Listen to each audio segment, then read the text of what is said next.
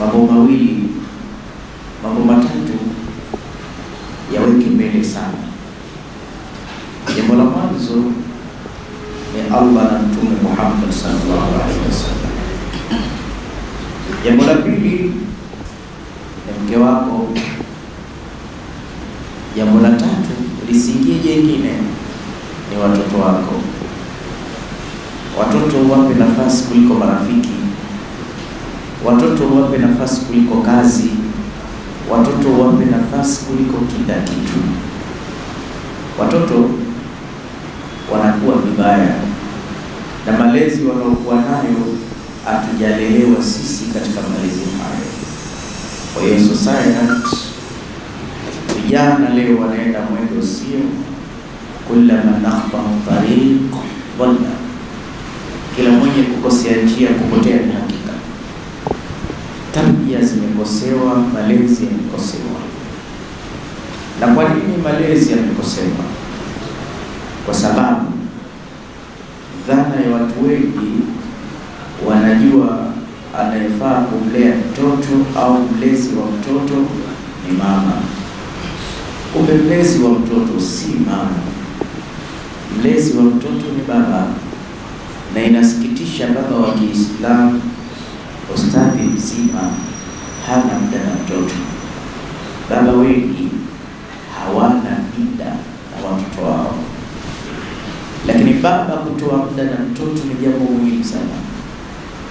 Haitakiwa ukirudi nyumbani unakuwa kanzu nyeupe kama hii naweka pembeni, unatoa kofia kama hii unaweka pembeni, unaanza kuwatafuta watoto wako, unaanza kukimbizana nao, unaanza kucheza nao, mara unajificha, mara hawakuoni. Baba wengi hatuwezi kwa sababu ya wadhifa. Shehe kama mimi nitawezaje kucheza na watoto? Na huko kutafuta ni mwachie nani? Basi watoto tambua, wao hawana shida kwamba baba yetu ni mtu fulani. Hiyo sio shida. Wanampenda baba rafiki, wanampenda baba mlezi. Kuna malezi ya aina nne. Kina baba, yaepukeni maadili haya, yaepukeni malezi haya. Na wababa wengi wanalea watoto katika malezi haya. Ala rasi, malezi ya kwanza, ukali unaopitiliza, malezi ya kimabavu, malezi ya kikatili, muda wote ukali una sehemu yake. Yuko mtoto mmoja wa kike anamchukia babake, hakuna mfano. So baba alivyomlea, alimlea vibaya. Kwanza alikuwa akimtia vibao mama yake mbele yake, ili ni kosa. Mwanamke hakani mbele za watoto, huwa na subira. Kakanyaneni chumbani, subira na kushinda, unaanza kufoka pale pale. Vile unavyomtoa akili fanya kazi, daraja hilo ndio unamtoa akili na mkeo na unaonyumbisha na mtoto. Akili zenu kama mama yenu hamna akili nyinyi. Haya ni baba. Yule ni mama yao, wanamheshimu. Watoto wanaona baada ya ukubwa wa Allah, ukubwa unaofuatia ni mama. Anzili nasa na nasema. Mtume anasema wapeni watu heshima zao. Usimdharau mtu mbele ya mtu anayemheshimu hata kama unamiliki. Wote sisi tuna mabosi wetu. Unaonaje bosi wako akaja akakuashia moto mbele ya mkeo? Utakuvumilia japo ni bosi? Utamwasi. Lakini tukiwa ofisini mtafokeana, kule hakuna shida. Lakini kuna sehemu bosi wako wenda huko kazini. Haya ni maelekezo ya Mtume Muhammad. Mama ni mkeo, umeoa mwenyewe. Anavyokuheshimu alikuwa akaribie akusujudie, lakini mbele ya watoto wake mpe heshima. Utashangaa baba wengine anatia makofi mkeo mbele ya watoto, tena si wadogo, wakubwa. Sasa dada huyu anasema baba alikuwa akimtukana mama mbele yangu, na mwana muda wote mama analia, nashuhudia machozi yake. Anampiga na akavuka mipaka, akasema hata hichi kitoto hichi sio damu yangu, umeshanibabikia, na hichi kitoto riziki yangu kisile. Mimi nikawa naishi kwa kunyimwa chakula. Babangu tunafuga mbwa nyumbani, basi alikuwa akienda kuniwekea chakula kwenye karai la mbwa, akiniambia, Ashura mwanangu, kale na mbwa asije akamaliza. Nilikuwa kwa kula na mbwa. Huyu ni babangu, malezi ya kimabavu. Mtoto kama huyu anawezaje kumpenda babake? Hujui protocol zinasema mtoto wa kike rafiki yake babake. Watoto wa kike mara nyingi watakiwa wawe na mapenzi na baba zao kuliko chochote. Lakini watoto wako wewe wamekosa mapenzi na wewe, wamekosea jinsi ya kuwalea. Epuka malezi ya kimabavu kwa watoto. Jambo la pili, tizameni hisia za watoto. Msiwaaibishe watoto wenu, tizameni zile hisia zao. Mzee mmoja alikuwa na mtoto anakojoa sana kitandani, kila siku mikwani, kila siku kumwadhibu. Isitoshe, siku moja kabeba godoro na mtoto kaenda nalo mpaka skuli. Shule nzima imekusanyika, baba anaanza kunadi mbele, mwalimu, tunataka mwenye kulalia godoro hili atoke mbele. Watu wote wanashangaa, godoro chafu jeusi. Akatoka yule mtoto wa kiume, baba akaamrisha azomewe, apigwe. Sasa huyu mtoto, kilichotokea hapo, shule imemcheka, jamii imemcheka, dunia nzima imeona aibu yake. Unamwathiri kisaikolojia huyu mtoto. Hata akiwa mtu mzima baadaye ana aibu isiyosahaulika. Ni vizuri kujali hisia za watoto. Baba ndo mlezi. Angalia mtoto mmoja siku moja alimfesi babake, akamuuliza, baba, hebu nipe sifa za mwanaume bora. Ili niwe mwanaume bora, sifa zangu ni zipi? Baba akamwambia, sifa ya mwanaume bora ni yule anatoa muda na watoto wake. Sifa ya mwanaume bora ni yule anatoa discipline kwa watoto wake, anafuatilia masomo yao, anafuatilia afya zao, anawajali watoto. Yule mtoto akaulizwa, kwa nini umeniuliza? Akasema, kwa sababu nitaka niwe baadaye mwanaume bora. Lakini ili niwe mwanaume bora, basi itabidi kuanzia leo niwe kama mama. Nikishakuwa kama mama, nitakuwa mwanaume bora siku za usoni. Baba akamwambia, usiseme uwe kama mama, sema uwe kama baba. Ambia hapana, kwa sababu hizi sifa ulizozidondosa zote naziona kwa mama, sizioni kwa baba. Mama ndo anatokea sisi. Asubuhi anaangalia tunavaa nini, tunakula nini, tunasoma nini, chuoni tumekwenda, tuko sura gani. Baba hajui. Baba hajui mpaka umri wa mtoto wake, na mke hajui mtoto. Kwa hiyo hujui ukifa ndo binadamu anapata jina la kuitwa yatima. Akifa mama, mtoto si yatima. Wale mayatima wanaoletwa hapa si kukosa wazazi wote, kukosa mzazi baba. Kwa sababu baba ana 80% ya malezi bora kwa mtoto, mama ana 18%. Yani kile kitoto nyumbani, wallahi, ili kiwe kitoto cha kike sawa sawa, kilete athari njema katika jamii, lazima patikane baba wa sawa sawa. Hakiwezi kuwa kibinti cha maana bila ya baba. Lakini pia yule mtoto wa kiume, ili awe mwanaume wa sawa sawa, inahitajika power ya baba. Wataalamu wa malezi wanasema mtu yoyote ambaye alikosa suhuba ya baba, alikosa kuamiliana na baba, kakuwa bila ya baba, huyu atakuwa baadaye ana matatizo ya kisaikolojia, hata awe ni mzee au zeeka. Tafiti mwenyewe mtu alioishi na baba na mtu ambaye alikuwa ni mtoto wa single mother. Kwa sababu ile kumbatizi la baba lenyewe lina vitamins kubwa kwa mtoto kuliko kwa mama. Mtoto anaanza kunyonya kwa baba. Yaani mtoto akizaliwa bismillah itakiwa achukuliwe, baba amweke kifuani, amlaze shingo yake. Na utaona mtoto ukimweka kifuani automatically anapeleka shingo yake, mguse na kifua. Vitamins zinaingia katika kichwa chake. Kuna vitu ananyonya mtoto. Mwanaume ana madini mengi katika mwili wake. Mwanaume ana madini katika mkono, mwanaume ana madini katika kifua. Ndio maana mwanaume akimtomasa mtoto wa kike kifua kinaongezeka, kinakuwa.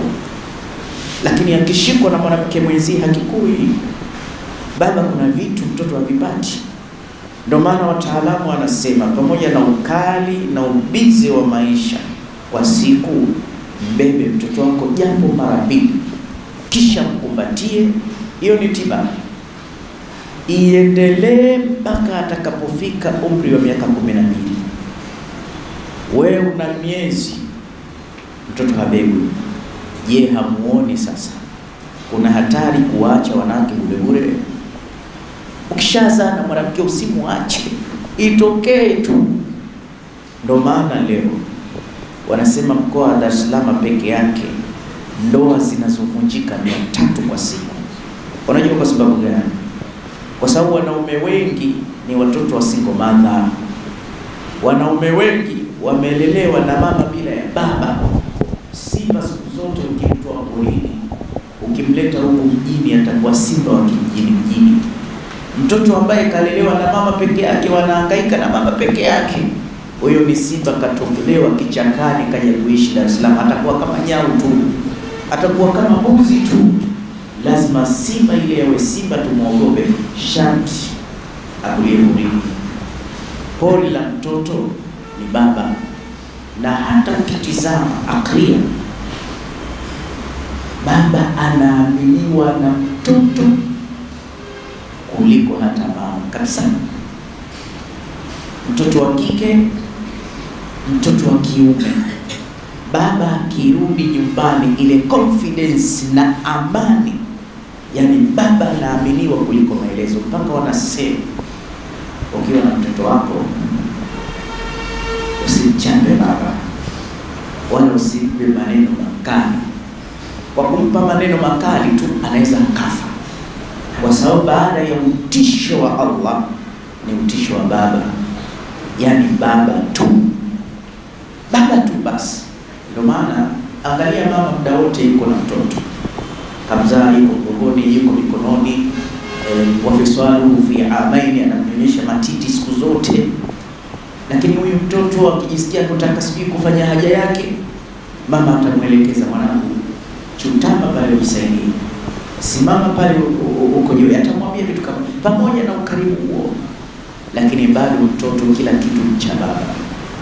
Ikipita ndege sasa hiyo inapita, utaona watoto wanashangilia ndege ya baba, wala usikii ndege ya mama. Likipita gari zuri, usikii gari hiyo ya nani, ya mama? La, utasikia gari ya baba. Mtoto akipanda kwenye mimbari juu, mtu wa kawaida akipita akambia ruka nikudange, hata siku moja hamki, hata kama ni mdogo. Lakini akipita babake akifanya hivi tu unashangaa, ukishangaa akashafika chini. Confidence ya baba ni kubwa. Baba wewe mlezi, twende kidogo kidogo, vipi utamlea mtoto? Na kwa nini tunaongelea malezi? Kwa sababu kuna baadhi ya watu wana tabia fulani ukubwani, lakini ukichunguza asilia yake udogoni. Ukitaka kuharibu utu uzima wa mtu, chezea utoto wake. Watoto wengi wamechezewa, wamepata mifumo isiyokuwa halisia, na sisi tunashindwa kuwalea watoto. So si wenyewe tumelelewa mara nyingine vibaya. Samaki mkunje angali mbichi. Kuzaa si kazi, kutia mimba tu si kazi, jambo rahisi. Kazi kulea. Na nikwambie ndugu yangu, mtoto si wako peke yako. Mtoto ni wa society, ni wa dunia nzima. Tunataka mtoto mzuri. Umezaa, umemzaa nani? Sisi tunataka utuzalie mtu kama Mtume Muhammad. Nataka utuzalie mtu kama Sayyidina Abu Bakar as-Siddiq. Tuzalie mtu kama mawali. Usituzalie watu wakaleta fujo katika ardhi, kizazi kibaya. Hatutaki. Na yala asafi, utakuta watu wengi wa dini migongoni mwao ndo wanatoka watoto wavuta bangi, what's wrong, walevi. Ukiambia yule ni mtoto wa shekhe fulani, astaghfirullah, unaona haya wewe. Kila mwenye kukosea njia lazima apotee. Ukiwa kwenye hotuba ya Ijumaa, ni kuongezea maneno haya. Jambo la mwanzo kabisa, mtoto utakavyomlea, akizaliwa mtoto, malezi ya mwanzo kabisa, usiseme yule mtoto ni wako. Usiseme mtoto huyu ni mali yangu. Usiseme maneno kama hayo. Sema hivi, Allah amemleta mtoto huyu kupitia mimi kama sababu.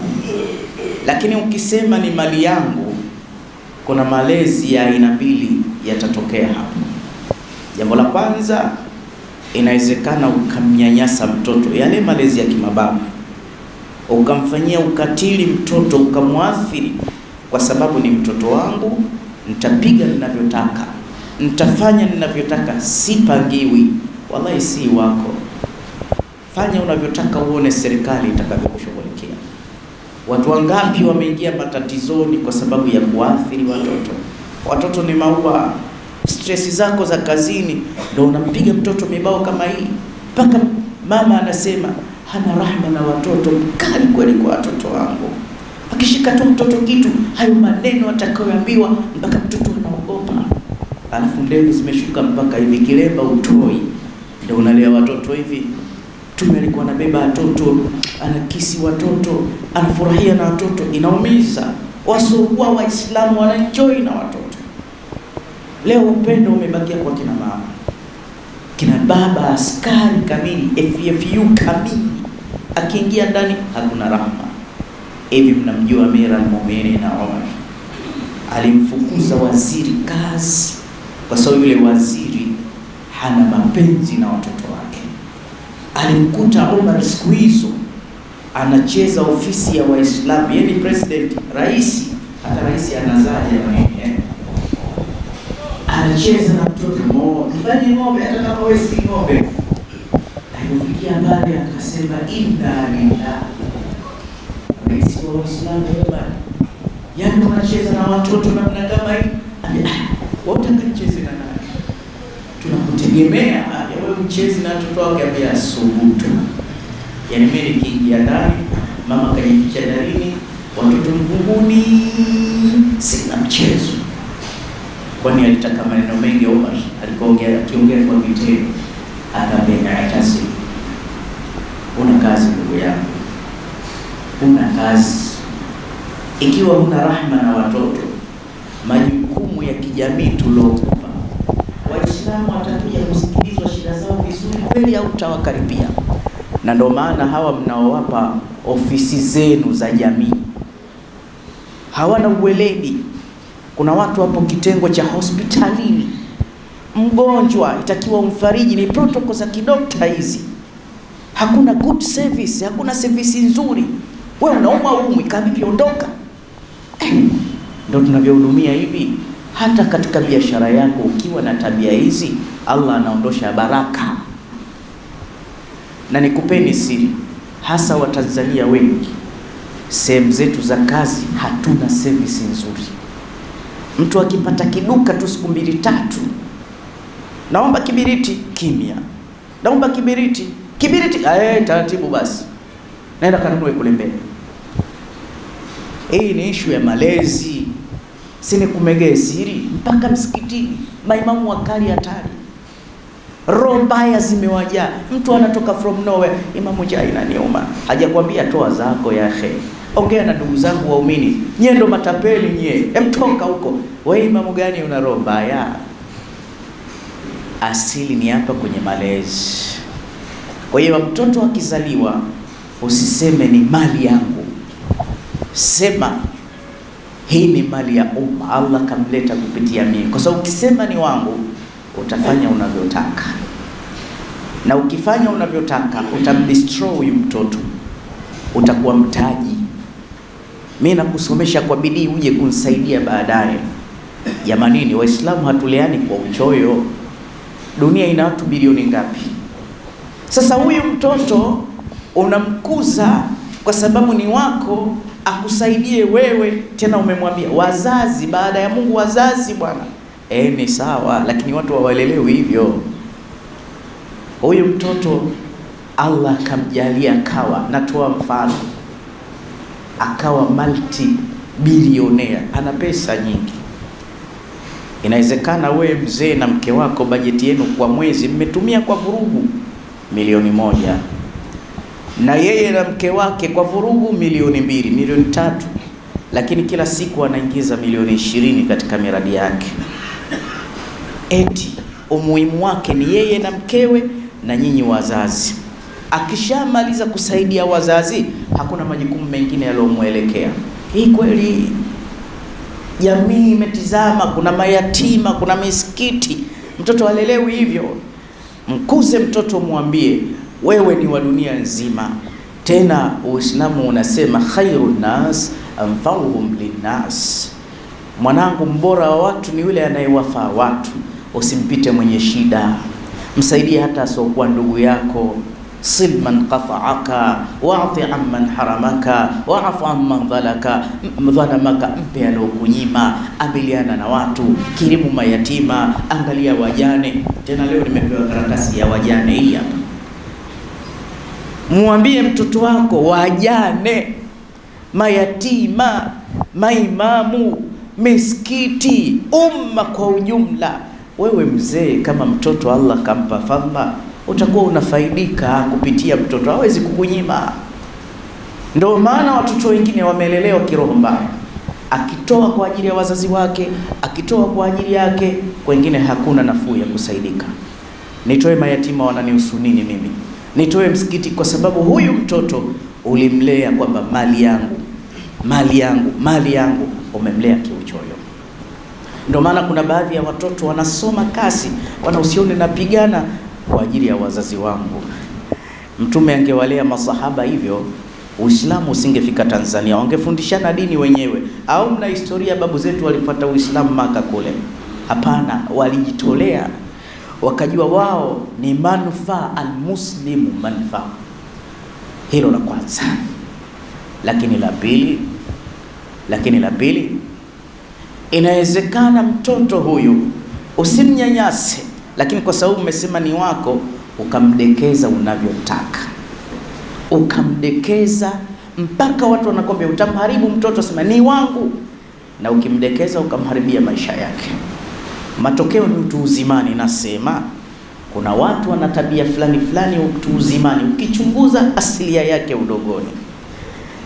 Sasa kwenye ndoa baadaye, kuna baadhi ya watoto kwa sababu ya kuishi vibaya majumbani, ukali uliopitiliza, anatamani siku moja atoke pale nyumbani. Lini nitaolewa niondoke? Lini nitapata kazi niondoke? Kwa vile ulivyomlea vibaya, akipata chance, yuko South Africa anafanya kazi, anakubloki we mzazi wake, hapigi simu, hakumbuki fadhila, na nyumbani harudi. Wako watoto wengi naanza kuhangaika kwa ganga, washanifukuzia mwanangu. Wamemfukuzia wapi? Ulikuwa unamlea kimabavu, hana rehema na we tena unasikia mzazi wetu ni mkuda. Jamani, huu ukali una athari. Lakini pia ukimlea kimatonya, kuna baadhi ya watoto anakimisi mpaka kile chumba chake alichote, hana sehemu anaopenda kama nyumbani. Hata akiolewa baadaye, kaolewa mwili, akili iko nyumbani. Wanasumbua hawa. Nyumbani kumepikwa wali na mchuzi bila ya nyama, simu ya kwanza nyumbani. Leo huku nimepikiwa hivi, leo wiki mpaka mzazi kila siku anasikia kulalamika mtoto wake, kila siku analalamika. Ndio unasikia mzazi anakuwa mkali, bwana muache mwanangu. mbona mzazi huyu anataka tuachane? Wewe ndio unashangaa sasa. Wazazi itakiwa waamue, lakini mzazi wake anakuja juu. Tena ukipata nafasi toroka, muache, unamtesa. Kumbe mkeo anatoa siri. Hii ni issue ya malezi. Mwanamke bora hata kama kapigwa vibao usiku na mumewe hasemi. Hali ni mbaya nyumbani, akiulizwa na wazazi wake, mnaendelea? Mama, huko tuko buheri wa afya. Huyu ndio mwanamke mzuri huyu. Hii ni issue ya malezi, na wanatatanisha, wanasumbua sana. Tarbia, malezi. Malezi tuyaanze lini? Malezi, mtoto anaanza kulelewa kuanzia miaka 0 mpaka miaka 4. Na watu wengi wanaghafilika na hichi kipindi. Mtoto akizaliwa, bismillah. Hichi kipindi ni kipindi cha utambulisho, ni introduction. Ni kipindi cha taarufu. Mtoto anakuja kutambulishwa nafasi yake ni ipi. Mtume asema rahimallahu mra'an arafa makanahu wa waqafa 'inda haddihi. Mwenyezi Mungu anamrehemu anayejua position yake ni wapi, anasimama bila ya kuhimizwa. Tatizo kubwa, hatujui position zetu ni vipi, tumearifishwa vibaya. Aya, wewe sio imamu, unakuja kukaa hapa, unafanya nini hapa? Tukikwambia usalisheje? Hasa wewe ni mtu fulani, unakaa sehemu si yako, mfano wake hivi, unagombania nafasi si zako, ukujua position yako ni ipi. Kwa hiyo kipindi hichi cha miaka 0 mpaka miaka 4 ni kipindi cha kuja mtoto kuarifishwa, kutambulishwa yeye ni nani. Kwa hiyo kipindi hichi, sauti yoyote mtoto atakayoisikia, kipindi hichi picha yoyote atakayoiona mbele yake, ndio maisha atakayokuja kuishi nayo baadaye. Kipindi hichi wazazi wengi wanaghafilika. Ndio kwanza anamkamatia mke wake mbele ya mtoto huyu. Wapo kitandani, wamesalula nguo zao, eti mke na mume wanastareheka, wamefunga milango. Kitoto hichi kinamtizama baba na mama, tena kinakuwa bize, kinatizama kweli kweli. Unajua akili ya wazazi wengi, hajui kitu chochote. Hasa wanawake. Jana nilikuwa na mume wangu bwana, na mtoto alikuwa si mdogo, kwani anajua chochote? Ni kweli hajui chochote, haimaanishi kwamba hakamati chochote. Kwanza kuna athari mbaya mzazi, mtoto kushuhudia watoto, kushuhudia wazee wakifanya hili tendo, kuna athari kubwa. Iko siku tutakuja kuieleza athari yake. La pili, binadamu ana kifaa kichwani. Ana kifaa kichwani ambacho kifaa kile huwa kikiona kitu hakitoki maisha. Sasa huyu mtoto akiona kile kitendo cha baba na mama, kadri anavyozidi kukua, siku atakuja kuona uchafu kwenye screen, atakuja kuona seksi kwenye screen, kile kifaa kinafanya kazi. Akiimagine, akivuta hisia tawila almada, fikra za mbali, anasema hata baba na mama walikuwa kama. Ndio maana sheria ya Kiislamu ilikataza nyakati 3 watoto wasiingie chumbani mwa wazee wao baada ya isha. Wasije wakaona kitambi cha baba, wasije wakamwona baba angalau mabega yake, hata mabega. Ajabu wewe unapita na kibuta mbele za watoto wako. Haya mashaka makubwa, sio Uislamu huo.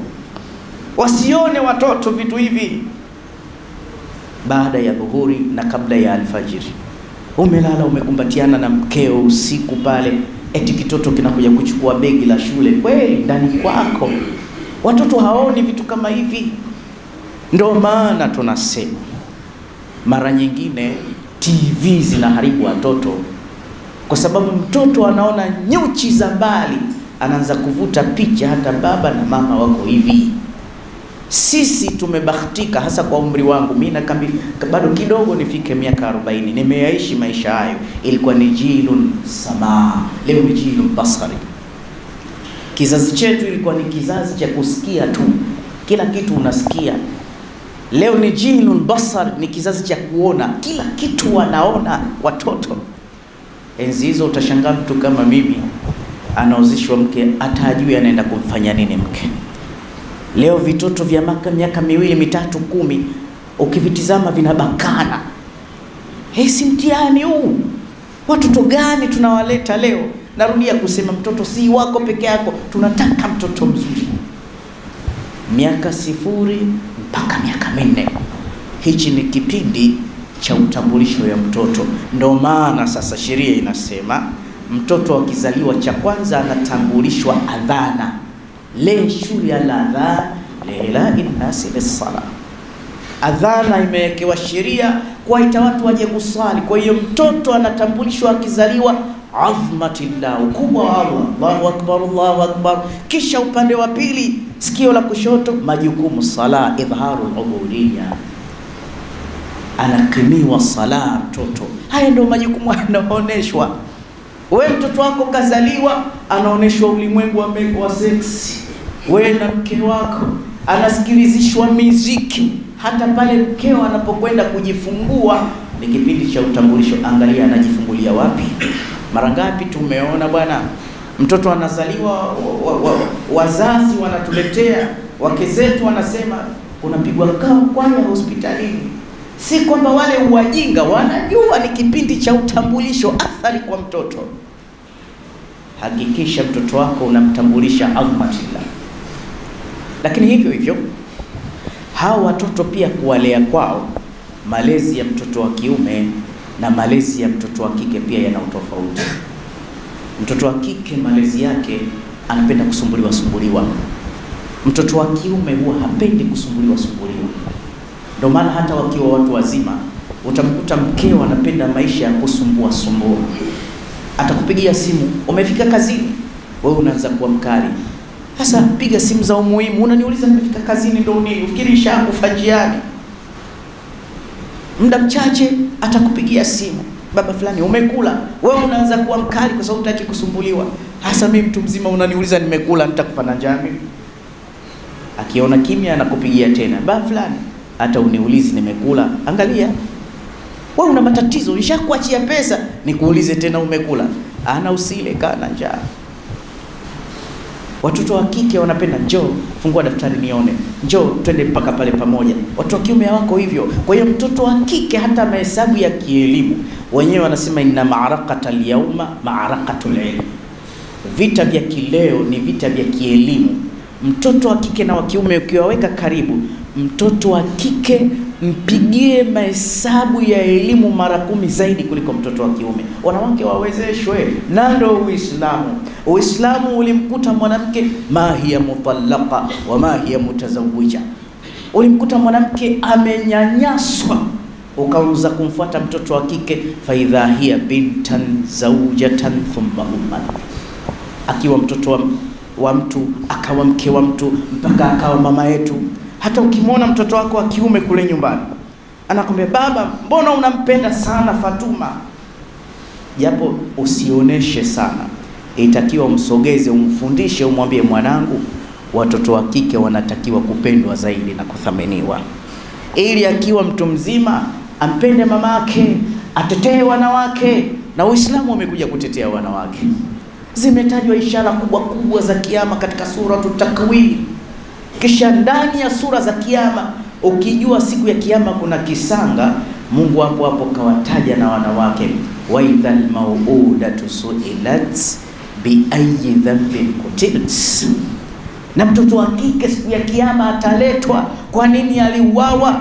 Yani Uislamu unawalinda wanawake.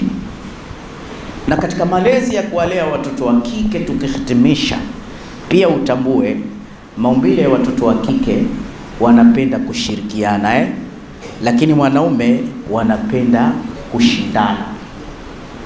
Wanawake wanapenda kushirikiana, wanaume wanapenda kushindana.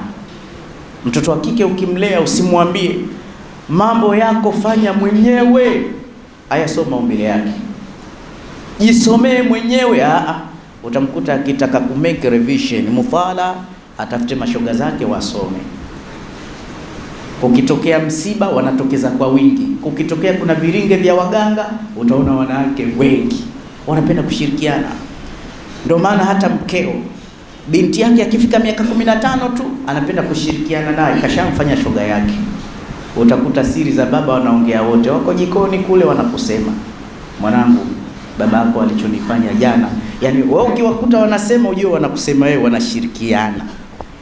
Lakini mwanaume yeye kaumbwa kushindana. Akili ya mwanaume ni kushindana. Ndio maana utamkuta mtoto wa kiume, baba kajenga nyumba nzuri, utaona naye anaanza mawazo chanya. Baadaye nitakuja kujenga bonge la jumba kuliko hii ya baba cha mtoto. Nitakuja na mgari hapa mshangae. Na ukijua wanaume kazi yao kushindana, basi hata haya ninayoyasema akili zenu zinashindana. Akili inakupeleka mbali. Hivi yule Sheikh Osman Michael unamuelewa wala? Anachosema kina usawa au anatunga tunga? Mimi naona muongo yule. Yaani akili ndio mwanaume apelekwi. Hapelekwi. Ndio maana mwanaume akigombana vizuri na mkewe, ngumu sana kuomba msamaha. So wamewekwa shindana. Kakosea yeye, lakini utasikia hata wewe mwenyewe umezidi ubishi. Nifunge hotuba kwa kusema hivi. Tukitoka miaka 4, tukitoka miaka 0 mpaka miaka 4, kuanzia miaka 4 mpaka 13, maisha yoyote mtoto atakaopitia hapa katikati ndo maisha atakaokuja kuishi baada ya utu uzimani. Kipindi muhimu kuliko chote, miaka 4 mpaka 13, mtoto wako usimpe kila mtu tu akulee. Lea mwenyewe, mtizame mwenyewe. Hichi ni kipindi hatari. Unaweza ukatuletea wallahi mtoto shoga. Angalia, kuna binti mmoja tulimuona kwenye mitandao, alikuwa anakipasua kitoto kidogo ukutani, anakipiga, mfanya kazi wa ndani. Wewe ukitizama unalia. Huyu mtoto huyu mpaka anakuwa na ukatili huu, roho hii umeipata wapi? Unakuta hata yeye mwenyewe ndani ya umri wa miaka 4 mpaka 13 ashawahi kupitishwa maisha ya kinyama. Ile roho kairithi mpaka baada ya utu uzimani. Ndani ya maisha hayo, kwa sababu kuna vipengele vingi, nikutajie sifa 5 tu. Sifa ya mwanzo, mtoto wako katika miaka 4 mpaka 13, mlee kwa furaha, aje kuleta mtu mzima baadaye mwenye furaha. Malezi ya mwanzo ya kumpa furaha, la kwanza, umbebe kwa siku kutwa mara 2 ili anyonye zile vitamins katika kifua cha baba. La pili, mpe fursa mtoto wako ya kuonesha talanta yake, malakatu, kipaji chake nini. Hakuna alozaliwa mjinga. Vipaji vingi vinazikwa hasa Tanzania hapa. Mtizame mtoto wako akiona watu gani, akiona mashehe fulani unamkuta anakuwa pamoja nao, ukimwona akiona watu wa kasida yuko mstari wa mbele, muendeleze. Unaweza ukaleta mtu fulani baadaye. Ni wewe baba, mfuatilie mtoto wako anapenda nini. Kuna vitoto vinaweza, vitoto vidogo unaviona kwenye social media vinatoa mawaidha, lakini haviwezeshwi. Baba anza. Tena ukiona kitoto kishakuwa na idea, mnakipa jina la usharifu, mnatafutia pesa. Nyie vipi? Haya nayo matatizo kweli. Kishakuwa sharifu. Kumradhi, mmecheka sana, inaonekana ndo habari ya mjini. Mtoto muendeleze asome. Vitoto vishakuwa vina ulimi wa kuwaiga mashehe, visomesheni sasa, vinakuwa vijinga hivyo.